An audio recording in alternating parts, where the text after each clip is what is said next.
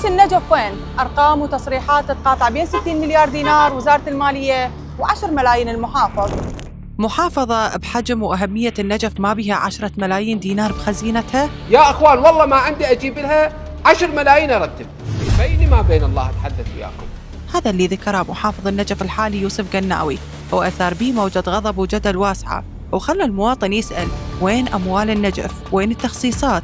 وتصريحات المحافظ حقيقية؟ وزارة المالية أوضحت بجدول رسمي أن واردات المحافظة بلغت 60 مليار دينار خلال أول 6 أشهر من هذا العام.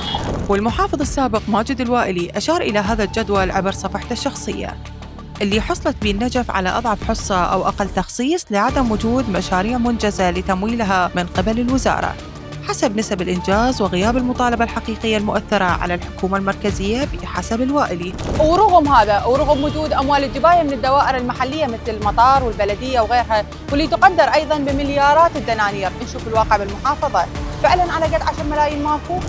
حدائق محطمة ونفايات مبعثرة وكهرباء شبه معدومة وجرائم وانفلات أمني. لذلك أهل النجف يسألون مسؤوليها من يتحمل مسؤولية الانحدار اللي وصلت إلى المحافظة وقادرين على تصحيح وضعها الخدمي؟